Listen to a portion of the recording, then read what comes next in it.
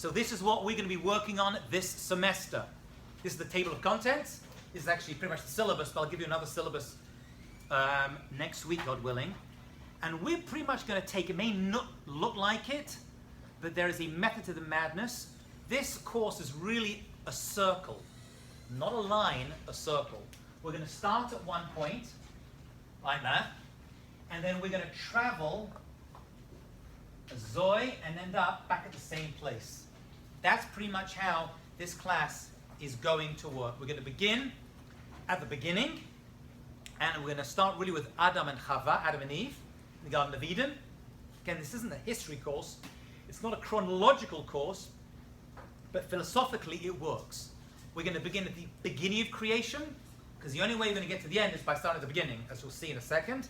We're going to make way through major philosophical Jewish ideas, pretty much the stuff that everyone needs to know, especially for this course, and we're going to end up in exactly the same place with Tchiat HaMetim. So let's have a look how that's going to work.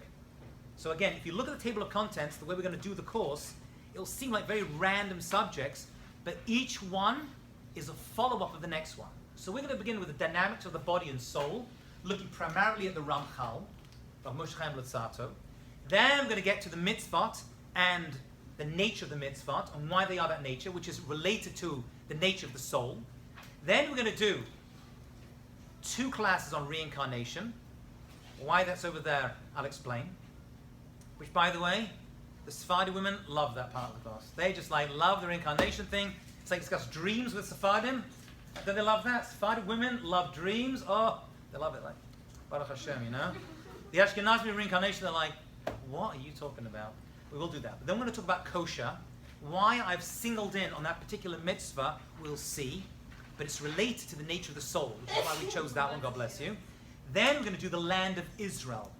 Why we do the land of Israel is related because we're going to need that for the Mashiach part of this course. Now, most people have heard of this class as the Mashiach class. Really, there's only like 5 or 6 classes out of the 26 we're going to do on Mashiach. Actually, maybe a few more. But that's going to be the epicenter of what we're discussing this semester. Okay? We're going to talk about Mashiach. Actually, maybe more than that. Maybe 6 or 7 or 8 classes on Mashiach. But you're only going to get to Mashiach if you figure out what Adam and Chava were doing in Gan Eden, right? The nature of the mitzvot, kosher and Israel. Because much of the messianic drama is going to happen in Israel. So you don't understand Mashiach unless you understand Israel. Most people are not aware of that. Okay? But Israel, the land of Israel, is integral to everything we're going to learn about the Messiah, his mission and his role, because it's all going to happen in Israel. It ain't going to happen in Brooklyn. Sorry. It ain't going to happen in Deal. Although with the Syrians, you never know, right? You know, a lot can happen over there.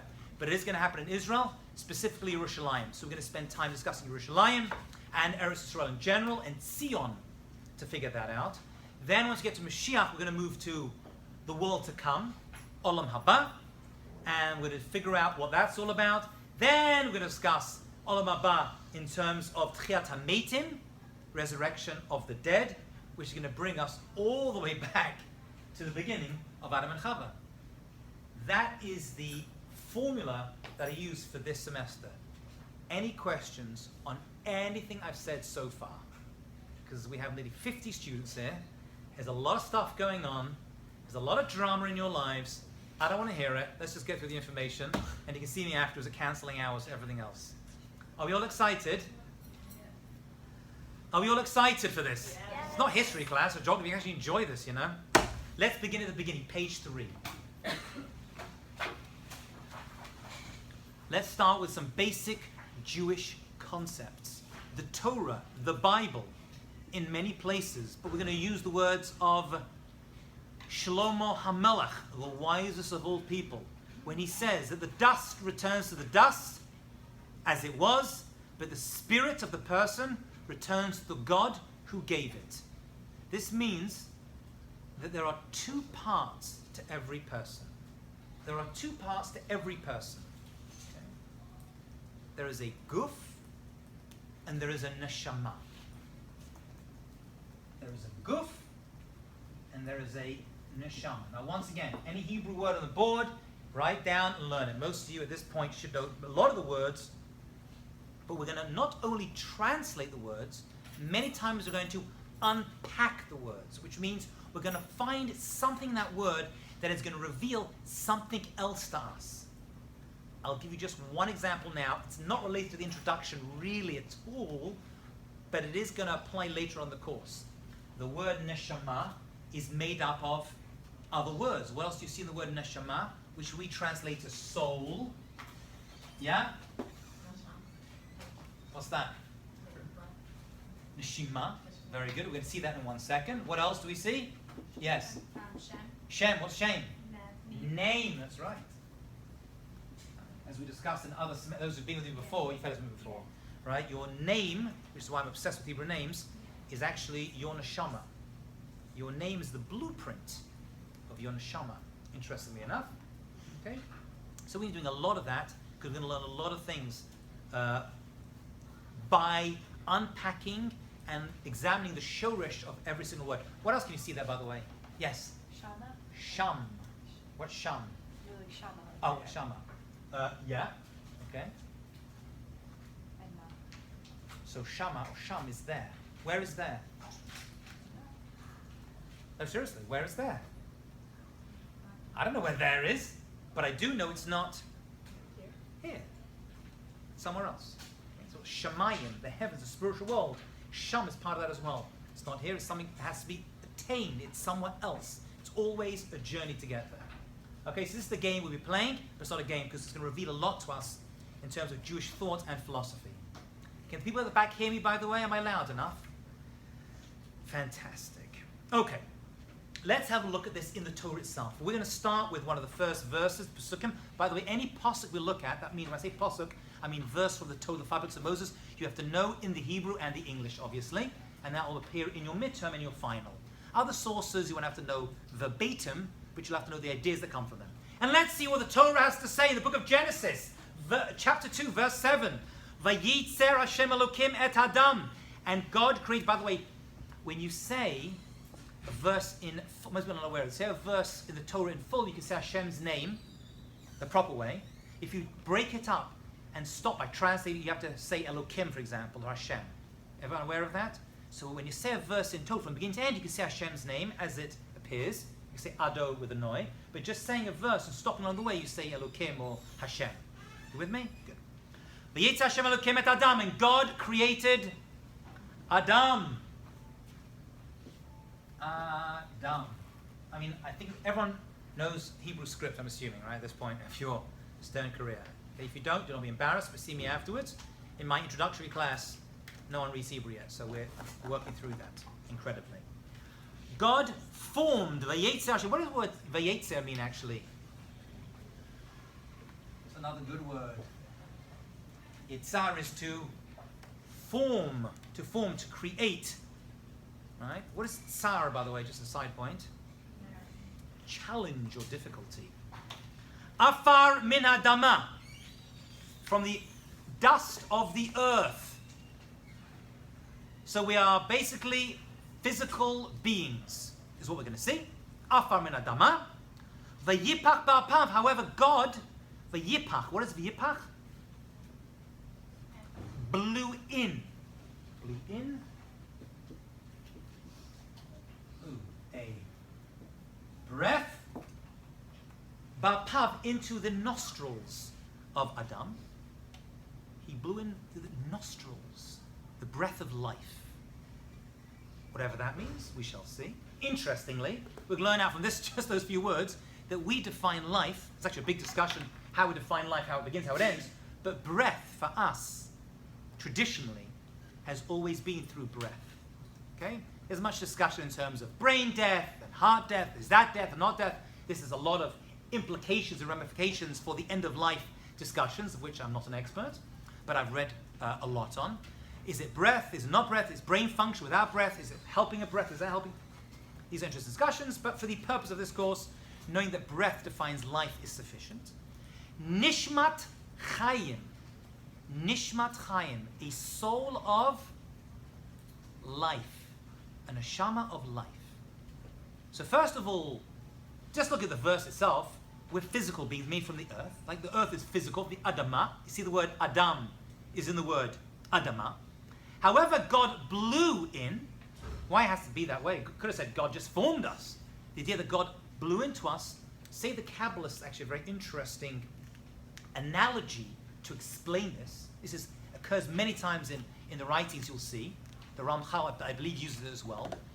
A person, have you seen a glass blower before? Someone who blows glass? Actually, I took a trip to Italy with 40 students last year, and we went to an island off Venice. Oh my God, I forgot the name of it. Oh my goodness. Marino? Oh, I can't remember. Anyone know? What? Murano. Oh, thank you so much. Murano, yes? Beautiful little island. And it's famous for glass blowing. Beautiful. We bought a lot of glass over there. My wife was with me as well. And you see how they actually do the traditional way. It has a long pipe, and they heat up the glass, which is basically sand, into crazy hot, and they blow into it a little bit, and it goes out like that. It's very, very cool. Murano and Burano was another place next to it, but they have tapestries. Anyway, inside that glass is a part of the glass blower, right? Because they've blown into it. So if you were to dissect the atoms inside the glass, you see a part of the blower inside it, somehow on an atomic level. So too they say God blew into every human a breath of life. Therefore, there is a spark of God inside us. That's the idea they say. That is the mashal and the nimshal. Mashal is the example. The nimshal is what you learn out from it. The mashal is the glass blower, and inside us, God created us by forming us, by being inside, blowing into us. Vahi Adam, he became Adam, lenefesh chaya. Now, what's that? It starts with neshama. We have nishmat chayim, and then we say nefesh. So we're going to examine later on in this course. This is just an introduction. The next 2-3 classes are just introduction, maybe 4. But we're going to see there is differences between the language over here. We translate a neshama as soul, but we're going to see there's actually 5 levels of the soul, each one with a different function, okay? And each one being referred to different places. We just saw 2 such mentions over here. Let's have a look at Rashi. Rashi has what to say on this verse in Bereshit. Says Rashi, Asu, page 3, note 2. Asu min elyonim. God fashioned him from the higher realms, umin tachtonim, and from the lower realm, the elyon, the above. This is humans, and from the tachton, from the bottom. Guf min tachtonim, the body. This guf thing comes from the tachton, from the physical realm. Tachton means literally the bottom, but it means the bottom realm. The neshama, and the neshama min ha'elyonim, from the higher levels. So we immediately see from the verse and Rashi's explanation of the verse, and Rashi, remember, is giving us pshat, the basic understanding. He's like, this thing called human, by the way, when were humans created in the progress of creation? Beginning, middle, end? End is correct. End. How near the end? What? The 6th day. 6th day. Before or after animals? After animals. Wow. What? God created animals for humans. Does that mean animals are more important than humans? It's last. What do we say about that? So whatever comes last is more important than what comes before. Sof ma'aseh b'machshvat tchila. We read on Friday nights, Lachadodi. The end of creation is the beginning of all thought. God thought it, and then it makes sense, right? First we need the heavens and earth.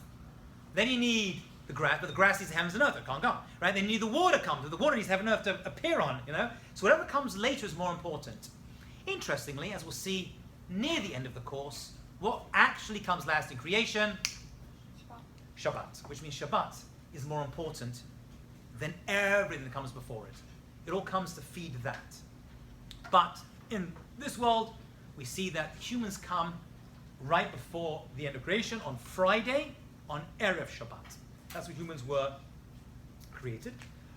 And the human has a dichotomy, which everything else in creation does not have. Everything may have a certain life force, but we're going to see that only humans have this guf and neshama. What does that mean? What does that mean? These two, as we're going to see, two opposites. So to answer this, we're going to have to look at some classic Jewish sources, and we're going to begin with the Kli Yakar, and then we're going to look at Rav Moshe Chaim Luzzatto, because they're going to dissect this for us. You know, the Ramchal, I actually had a student in my class about 4 years ago who said she's a direct descendant of the Ramchal of Luzzatto. He was an Italian Kabbalist, very interesting individual, a great thinker, and he pretty much took Kabbalah and kind of made it available for the everyday man and woman. Okay, so the Kli Yakar is going to look at this verse. Let's turn over the page, and what I've done is I've translated the Hebrew into the English, and I've highlighted some of the English into bold print. So you know the kind of like, you know, juicy bits that we're going to focus on, because there's a lot of writing over here. Any questions so far on anything we said? Marvelous. Says the Kli Yakar. You know what's going on over here? There's a big, big battle. Ki nishmat chaim, hi hanefesh, ha-maskilet, ha-nitzchi. This living soul that we're talking about, it's called a living soul because it is eternal and it's intellectual. Maskilets, intellectual. We humans, for the most part, are given the ability to think in different ways to anything else in this world. Animals think, but not like humans. Now we have to define that. Doesn't mean animals don't think, but they think in a different way. We humans, because we have a neshama from the Elyonim, have this living soul, is something which is intellectual and nitzchi. It is eternal. Nitzchi, it's eternal. That means it doesn't just exist in Olam Hazeh, it exists in Olam Haba. Animals, we're going to see, have a nefesh. They don't have a neshama. Now, I don't want to get you upset because I've just met most of you. So calm down when I say this, because people get very upset when I say this. That's why your dog is not going to the next world. Now, people get more upset with that if I tell them their family don't go. Alright? Dogs are wonderful creatures. I'm not putting down your dogs. I know you love your dog more than you love most people.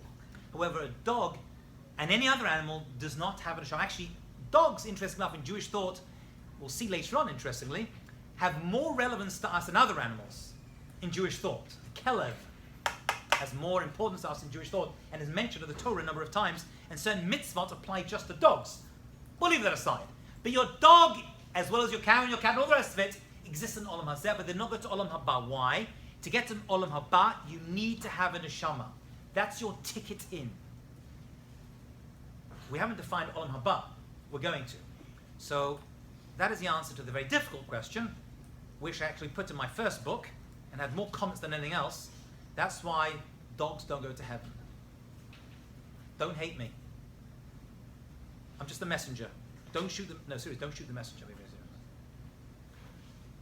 I'm in sales, I'm not in management. You know what I'm saying? I'm just selling you the product, all right? You do what you want with it. Okay? But it's a serious point too.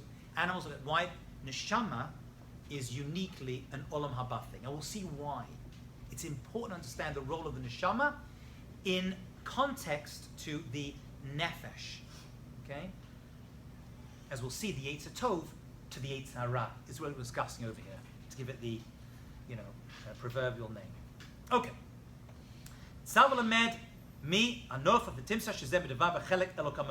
If you examine who breathed life, the soul, into man, you will find here with mankind, you will find that it refers to the divine soul, HaKadosh Baruch Hu, that's God. So God is the one who breathed in this Elyon one, okay, this higher level of soul, and it comes through breath, okay, through speaking. Interestingly, which letter, here's a great question, which interestingly my daughter knew the answer to, my yeshiva dollar's paying off finally. Which letter did God create this world with? Which letter did God create? Who said that? You're good. Very good. Bet actually is what the letter that begins the Torah, and we're going to learn that from the letter Bet, something very important as well. But the world was created, this world, Olam Hazeh, was created with the letter Hey. What was the spiritual world created? Which letter? Yud. Okay, put that over here. Okay, so that's Olam Haba, as we're going to see, and Olam Hazeh. We haven't defined Olam Haba yet. We're not there yet. We should figure out Olam Hazeh. When you're in this world, you're in the letter Hey. Interestingly, what is the letter Hey? I'm into this stuff, by the way. The letter Hey is, just say the letter as it's pronounced. No, that's how we call it. But what is the letter? It's just, it's breath. Like God breathed it out. It's just, right, that's the breath. That's the neshima, as it were. And the next one is Yud. Yud is the only letter that floats in the air. Nachon doesn't land on the line. Every other Hebrew letter touches the line or cuts through the line, like a in the nun, like a nun safit, or is on the line, like a lamed or an aleph or a bet. Yud floats in the air. No matter how much you take away from it, it's always there. Because Olam Haba is always just a little dot. It's up. That's Olam Haba. Okay? I mentioned that now because I found that interesting, but it's related to what we're saying, right? So that's the Hey that Hashem breathed into this world, right? And we'll see many writers like the Ramak, Moshe Cordovero, speaks a lot about how life is all about being in the letter Hey and how the bottom is open. You can fall out of Hey anytime, but then again you can always return up top, right? That's Teshuvah. Teshuvah is returning to the Hey. Right? Teshuv is enough, right? But Teshuvah is teshuv to the Hey. Anyway, back to where we were. So God breathed this soul into mankind, and it is, right? Though He breathed into this person, we're on page 4, note 1. God breathed into this intellectual living soul into man. Nevertheless, right? In the beginning, his existence mounts as the living spirit like all other creatures. Now, how to understand that is a big discussion debate, but we were just physical, and then the life force went in, and we became Adam. Adam is min ha'adama, and it is the mixture of the neshama and the nefesh. So now we're going to add over here, guf, right, is nefesh, as we'll see. We'll do this, we're going to double click on this later on this semester. And the neshama is guf is nefesh, and the neshama is sichlit, right? Is sichlit, right? Seichel. Okay? Right, so guf, the neshama, right? That's the nefesh, and that's the seichel over there. Okay? Body and soul. Is the brain, sichlit, right? That's what we refer to it. So the word seichel is used many times to refer to, it's like another word to help describe the neshama. It's called the seichel, because the brain is the center of like power of thought and understanding, and therefore we're unique in having this brain. We have to use it once in a while. Okay. We were originally nefesh, and then God breathed into us, Balechan ki Adam, because we was born a wild animal, like a parrot, a wild animal. However, his perfection is dependent on his efforts, on the right choices. He's loading a lot in here. We're going to unpack it. Okay, and correction of his choices when he matures with age. So he's explained to us, we're going to see that part we are, by definition, guf, comes in the neshama. The neshama allows us to make choices. Bechira. Okay? Bechira. So Bechira, since it comes from the neshama, is uniquely a human thing. Humans are the only creatures with what we call free will. We have the ability to make ethical and moral decisions. Animals do not. It doesn't mean animals can be hurt or abused in any way. Actually forbidden to hurt an animal. But we humans, by the fact we were given a neshama that was breathed into us at creation, all humans, therefore we have this thing called bechira. Bechira, by definition, are the moral and ethical choices we make, which we're going to see come from the battle between the neshama and the guf, the soul and the body. Okay? Or the seichel and the guf. Are we good so far? So that is a lot loaded in there, but this is a good introduction. Aval, let me just finish this off. Hold your question. At the beginning of a person's existence, although a person has a living soul inside them, right? Ki b'poel, in actuality, ki im b'koch levad, it's just there. Vimla yeshnam zrizuso, but if a person, it's all potential. The neshama is inside us, but it's all in potential. It's in what we call potential. In Torah thought is b'poel. Okay, it's all in potential. Okay. Sorry. Poel is actualized, right? It's not actualized. It's all in potential, right? And if they don't, a person does not guard themselves, zeros assault, let's set a rush. A person does not try themselves and gird their loins, okay? They will remain on the level of an animal. So there is a choice given. There's a choice that is given to every human. They can choose whether they want to be more neshama or more nefesh, more animal. We say animal because animals are the ones that have a nefesh, and only a nefesh, they don't have a neshama. Or they can choose whether they want to be a seichel person of thought. How do they do that? Through the power of bechira, free will decisions. Basic concept is we have free will, which we're going to define for the purpose of this course as moral and ethical decisions. We have the power to do that. Doesn't mean everything that happens to us is free, right? Who we end up with and how much money, all these things are in Yad Hashem. But bechira, moral and ethical decisions, are that window of choice is always with us. Okay? And that all comes from our diligence, from the work we do, okay, and the choices that we make.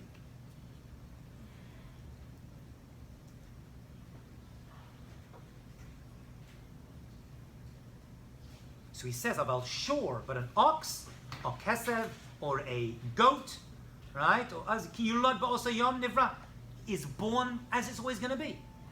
Right? Baby cows are pretty much, as we're concerned, the same as an adult cow. Right? You don't see an adult cow saying, it's time that we just make love and not war. I need to go on a diet. I mean, overdoing the grass and the alfalfa. I've got to, cut back. Animals don't do that. What is a baby cow becomes an adult cow. Okay, maybe it's got more awareness. Right? Maybe it's got more ways to communicate and care for others, but it doesn't try to improve. It doesn't make ethical and moral decisions. Right? They don't have free will. Animals do not have free will as we're defining free will as making ethical, moral decisions. They work on instinct. Because nefesh is instinct, neshama is choice. Okay? The Gilul HaKosov, the Torah reveals to us, a person should not make a mistake of thinking that he was born complete. Right? You're born a baby, and I just create a baby, and I remain a baby, although many people do. Born babies remain big babies till, their dying days.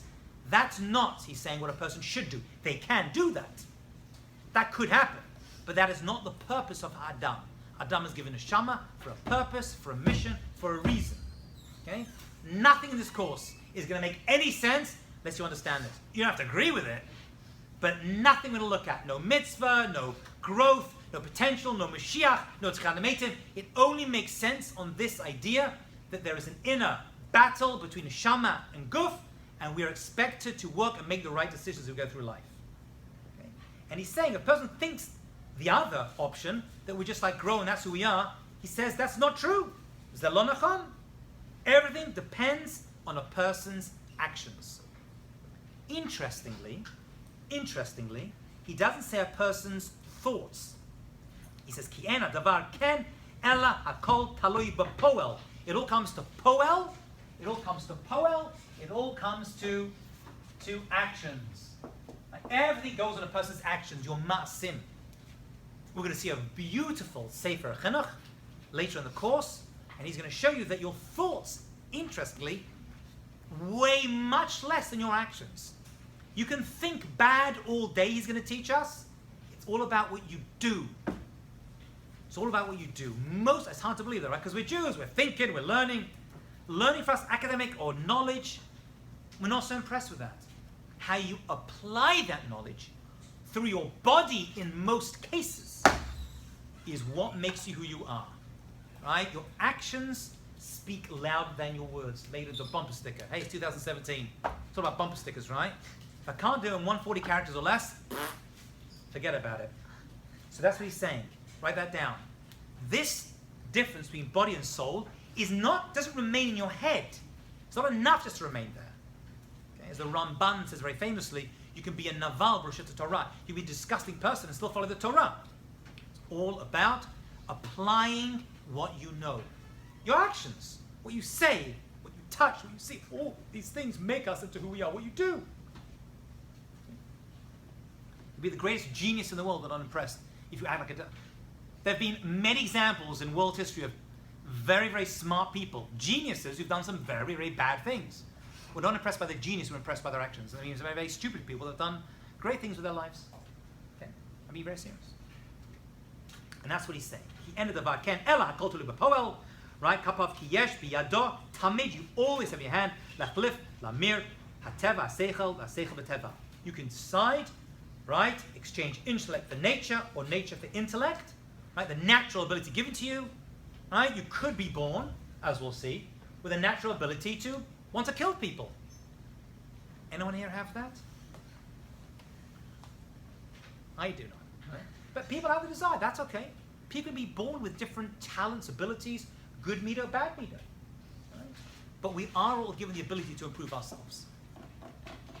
Okay? You can choose your teva, your nature, to be something else. That word teva, hold on to it. We're going to revisit that word. It's a very important word. We're going to revisit. We'll look at the Ramchal probably next class. Let's finish the Ramchal. I'm sorry, the Kli Yakar. When we tam zeh, for this reason, the word tam, interestingly, means a reason, also means a taste. Right? Because just like a food, the taste is what makes it enjoyable. The reason behind a mitzvah, an idea, makes it enjoyable as well. That's what the reason. The word tam means taste and the reason for something. And many times we refer to the tamei ha-mitzvot, which literally means the taste of the mitzvah, but it means the rationale behind the mitzvah. You aware of that? So many times we're going to talk about the tamei ha-mitzvot, and that's what, for example, the Sefer Chinuch does, or the Rambam does. It means the reason behind it. Okay? If you want something to be tasty and enjoyable, you got to know the reason behind it. Nachon? Yeah, you with me still? That's good. Okay? That's why he says,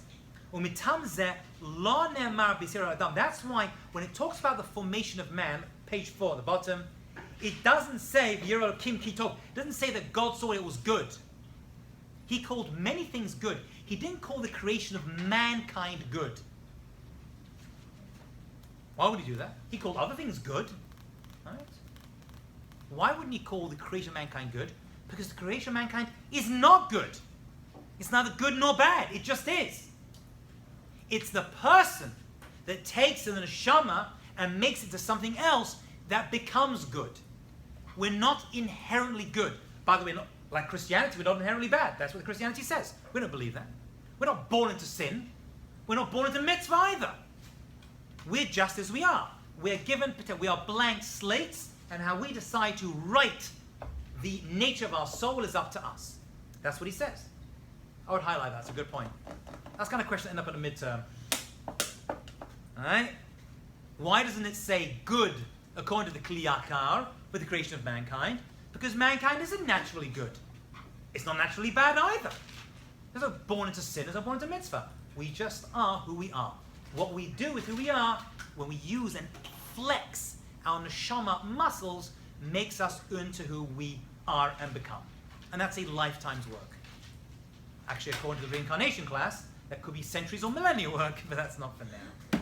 When we get there, God willing, we'll get there. Okay? And he says, because when man was created, it wasn't apparent, says the Kli Yakar, Lafi, Shebetzirato, Adayin lo nikar. It wasn't recognizable. Right? It wasn't recognizable. Ma tuva ma yafav. What was good and what was nice, wasn't apparent. Right? Not apparent. So we may say, oh, what a gorgeous, good baby. You should say, no. Your baby's not good. It's also not bad. It's potential for good because it's got a neshama, but that's about it. That is about it. Just show my watch. What's the time check over here? 11:36. Okay. We're going to stop over there. We will pick this up, God willing, on Tuesday when we look at the words of the Ramchal on this idea as well. Thank you all.